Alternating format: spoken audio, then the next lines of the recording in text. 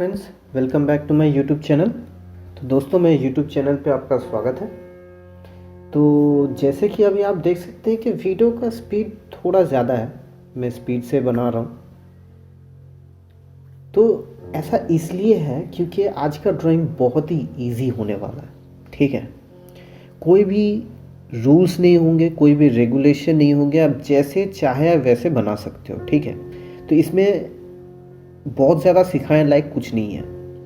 मैंने just outlines बनाए और मैं बस एक फेस का स्ट्रक्चर बना रहा हूँ। ठीक है, एकदम simple structure. So friends, as you can see the video is going quite fast right now, and that is because today's drawing is going to be extremely easy. There's going to be no rule, no regulation, and you can use any color you want. That's why I have not decided not to mention any color in this painting. Like whatever I have used, I won't be mentioning any color in this. Okay, so basically what I did in the beginning is I created the outline of a face, very simple face. You can create any kind of face. If you do not have any idea to create even the simplest of face, then write down in the comment section below. I'll make a separate video for that. Okay, तो दोस्तों, अगर आपको एकदम simple face भी बनाना बिल्कुल भी नहीं आता है, ठीक है, तो आप वो कमेंट सेक्शन में बताइए, मैं उसके लिए एक सेपरेट वीडियो बना दूंगा। ठीक है, तो फिलहाल आप बस कलर लीजिए, एक सिंपल सा फेस का आउटलाइन बना लीजिए। ठीक है, उसके बाद आपके पास जितने भी कलर हैं, ठीक है, उन सब का एक बेस लेयर बनाइए। और देखिए, मैं हीट कर करके और भी लेयर्स उसके ऊपर बस ऐड करते जा रहा हूँ। So take whatever colour you want, okay, make a base layer with light pressure. हल्के प्रेशर से आपको पहला बेस बनाना है। After that you just keep on adding layer after layer using the oil pastel heating technique. Okay, so many people face problem with this heating technique, so let me discuss the problems that might be causing the errors. Okay, first of all, the paper might be very smooth, or it's the not a very good quality paper, so that's why the layering must be creating a problem for those who are facing problem with this. Okay, so let me approach in this way, like what are the problems that you might face. Okay, and let me talk about the colors, the type of colors which I am using. Okay, so the color I am using out here is Dawn's oil pastel, and I am using cartridge paper. Okay, so Dawn's oil pastel is not very soft, and neither it is very hard. Okay, so when you hit it, it becomes a little bit more softer, and that's how I get the effects out here. So when you are trying this technique at home with your oil pastel, make sure that the oil pastel is bit on the softer side. How to know if your current oil pastel is on the softer side or not? Rub it on your thumb. Okay, rub the color on your thumb. If the color settles on your thumb, creating a thick layer, then it's a soft oil pastel. You will be able to use this technique without any problem. If it does not leave a layer of color on your thumb, then it's a hard oil pastel, and heating it won't give you good results. It will just melt or create a blob of color, something like that. It will malfunction. Okay, so make sure you use any oil pastel which is of soft nature. Okay, तो दोस्तों, देखिए, मैंने आपको जैसे यहाँ पे कहा कि आप पहले एक बेस बना लीजिए, बेस का लेयर, ठीक है। जितने भी कलर आपको यूज़ करने आप कीजिए, जिस ऑर्डर में यूज़ करने आप कीजिए, कोई प्रॉब्लम नहीं है। फेस का स्ट्रक्चर के अंदर आप अभी फ़िलहाल करते जाइए जैसे आपको मन चाहे, ठीक है। तो यहाँ पे मैं आपको ये बताना चाहता हूँ कि मतलब आप लाइट प्रेशर से आप बनाएं बेस लेयर, उसके ऊपर आप ऑयल पेस्टल हीटिंग टेक्निक से आप एक के बाद एक लेयर बनाते जा रहे हो, ठीक है। लेकिन सोचिए, अगर आप ये वाला पेंटिंग आप घर में ट्राई कर रहे हो और जैसे ही आप हीटिंग कर रहे हो आपको मेरे जैसा इफेक्ट नहीं मिल रहा है, तो उसके कुछ कारण हो सकते हैं, ठीक है। देखिए, मैं यहाँ पे डॉम्स का ऑयल पेस्टल यूज़ कर रहा हूँ और कार्ट्रिज पेपर यूज़ कर रहा हूँ। डॉम्स का ऑयल पेस्टल जो है वो बहुत ज़्यादा हार्ड भी नहीं है, बहुत ज़्यादा सॉफ्ट भी नहीं है, लेकिन उसको हीट करने से वो सॉफ्ट हो जाता है, बहुत ज़्यादा सॉफ्ट हो जाता है और अच्छे से वो लेयर बना के देता है। जब आप अपने ऑयल पेस्टल में ट्राई करोगे, ठीक है, तो आपको ये देखना पड़ेगा कि आपका जो ऑयल पेस्टल है वो सॉफ्ट टाइप का है कि नहीं। अगर हार्ड टाइप का होगा तो आप उसको हीट करके भी आपको कुछ फ़ायदा होगा नहीं। वो क्या होगा, ऊपर गल के एक थोड़ा सा जम जाएगा, उसके बाद वो पेपर पे लाते लाते वो वापस पूरा ही जम जाएगा, इफ़ेक्ट नहीं आएगा, बिल्कुल भी इफ़ेक्ट नहीं आएगा। तो आपको चेक कैसे करना है कि आपका ऑयल पेस्टल सॉफ्ट टाइप का है कि हार्ड टाइप का है। आप ऑयल पेस्टल को लीजिए, अपने जो अंगूठे में घिसिए, ठीक है, उंगली पे घिसिए। अगर वहाँ पे अगर आप देखते हो कि एक मोटा सा लेयर पेंट का गिर रहा है, तो इसका मतलब आपका ऑयल पेस्टल जो है वो सॉफ्ट टाइप का है। अगर मोटा लेयर गिर रहा है, ठीक है, ध्यान रखिएगा, मोटा लेयर गिरना चाहिए। अगर मोटा लेयर नहीं गिरता है तो इसका मतलब आपका ऑयल पेस्टल हार्ड टाइप का है और उसको आप हीट भी कर लोगे तो भी आपको इफ़ेक्ट नहीं मिलेगा। इस टाइप का इफ़ेक्ट लाने के लिए आपका जो ऑयल पेस्टल है वो सॉफ्ट होना बहुत ज़रूरी है। डॉम्स का ऑयल पेस्टल सॉफ्ट होता है। आप दूसरे ट्यूटोरियल्स में देखोगे, दूसरे वीडियोस में देखोगे, तो वहाँ पे आप देखोगे कि लोग गैलरी का ऑयल पेस्टल यूज़ कर रहे हैं। गैलरी का भी सॉफ्ट ऑयल पेस्टल जो है वो सॉफ्ट होता है, आर्टिस्टिक ग्रेड का होता है, बहुत अच्छा होता है, ठीक है। तो आप कोशिश कीजिए कि सॉफ्ट ऑयल पेस्टल यूज़ करने के लिए। अगर गैलरी का प्राइस ज़्यादा होता है तो अगर आपको गैलरी नहीं लेना है तो आप डॉम्स का भी ले सकते हो, या फिर कोई भी ऐसा ऑयल पेस्टल आप लो, लेकिन वो थोड़ा सॉफ्ट होना चाहिए, ठीक है। तो सो as you people might have seen other tutorials as well, and there people generally use gallery oil pastel. So gallery oil pastel is also on the softer side. Okay, it's a soft oil pastel, so that also leaves a very good layer. So whatever you do, make sure you use oil pastels which are of soft nature. Then only you will be able to get this kind of effect which I am getting. Okay, in all my paintings I create a kind of a texture which is not very common with oil pastel. So I am able to create that because my oil pastel is bit on the softer side, because I am heating it, I am creating layer after layer. But if you are not able to create layer only, then you won't get the effect. And to get the effect, it has to be a soft oil pastel, or at least little bit soft, so that when you hit it, it becomes smooth and soft. And another important thing, make sure that the oil pastels are not very old. Okay, when the oil pastel becomes old, the oil in the oil pastel starts drying up. Okay, that makes the oil pastel even more harder, so try to avoid that.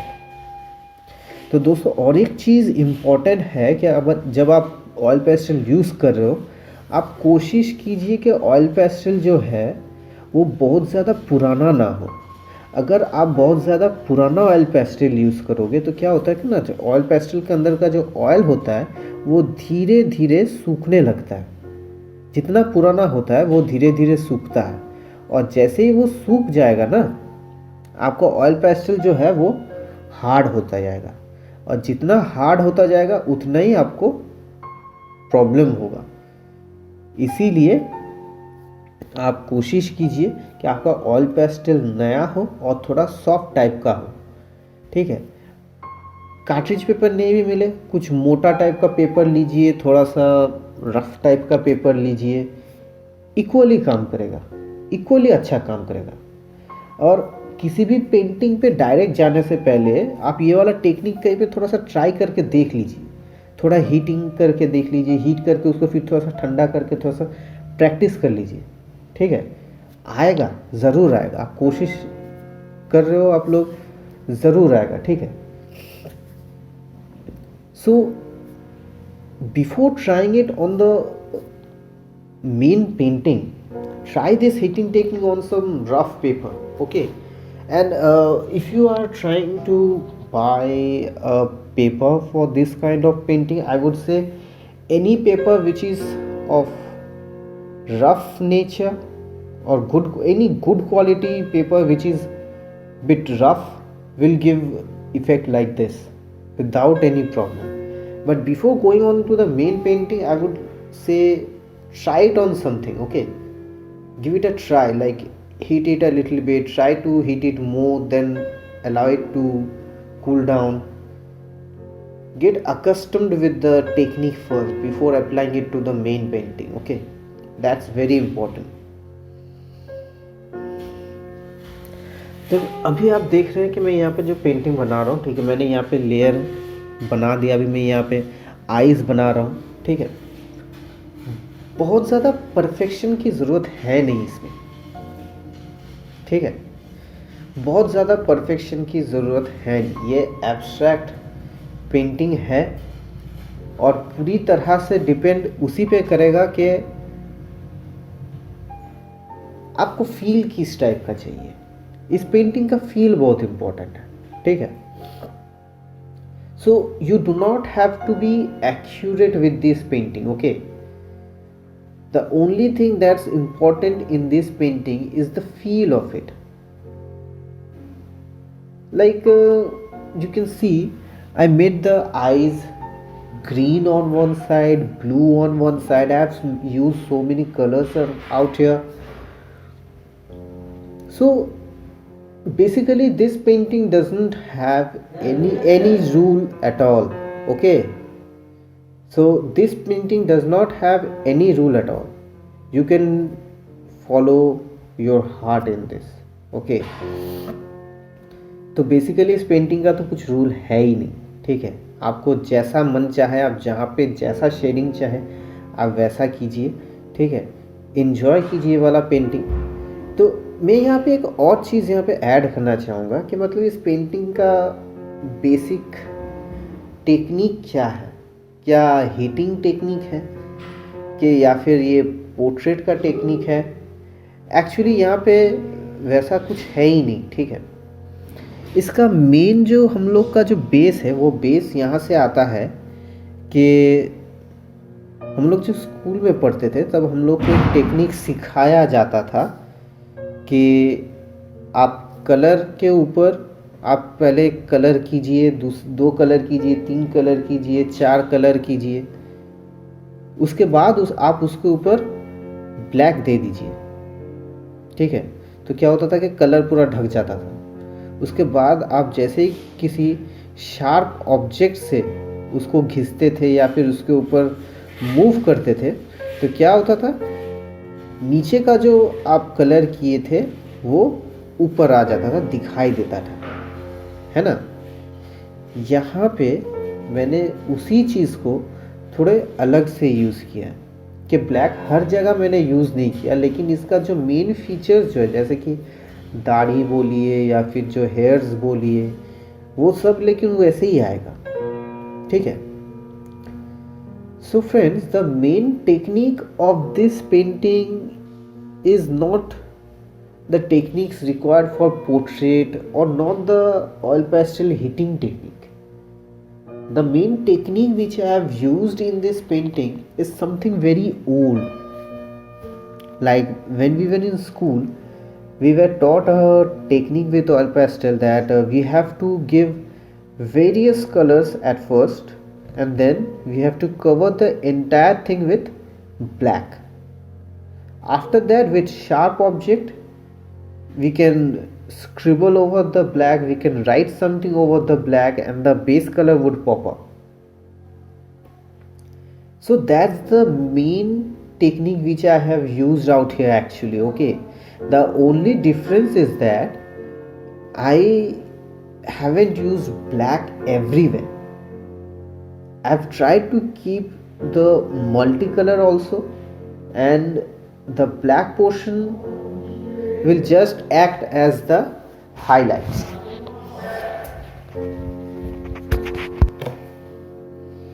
ठीक है. Okay, so I have just tried to use that technique only. I have kept the multicolor portion as well, and I have applied the black thing as well, so that it looks like a continuation of sort. Okay,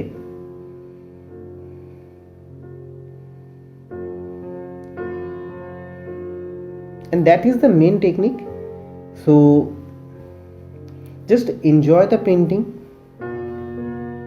तो आप लोग painting enjoy कीजिए. यहाँ पे बहुत ज़्यादा सिखाने के लिए कुछ है नहीं. यहाँ से देखिए आपका वीडियो का स्पीड भी स्लो है. अभी आप आराम से एंजॉय भी कर सकते हो, अभी आराम से आप देख भी सकते हो. ठीक है, तो कैसा लगा आप कमेंट सेक्शन में बताइएगा. If you enjoyed this video, please give this video a thumbs up, subscribe to my channel, and if you have any question or queries, just write it down in the comment section below. And by the way, this painting is actually a collaboration kind of a painting. Like one of my friends did painting, and as a compliment I did this painting. So I'll give the link in the description box below if you would like to see the other painting. Okay, so until next time, goodbye. तो दोस्तों, अगर आपको video अच्छा लगा हो तो आप video को लाइक कीजिए, सब्सक्राइब कीजिए, और कोई भी आपको प्रॉब्लम आया हो तो आप कमेंट सेक्शन में कमेंट कीजिए. ये पेंटिंग बाय द वे एक कोलैबोरेशन टाइप का पेंटिंग है. मेरे एक फ्रेंड ने एब्स्ट्रैक्ट एक पेंटिंग बनाया, तो जिसको कॉम्प्लीमेंट करके मैंने यहाँ पे बनाया है. तो मैं मेरे जो फ्रेंड का जो पेंटिंग है उसका जो इंस्टाग्राम लिंक है मैं वो वाला भी दे दूँगा. अगर आपको देखना है तो आप वो वाला भी देख सकते हो. तो मिलेंगे अगले वीडियो में. तब तक आप लोग वीडियो एंजॉय कीजिए. Good bye.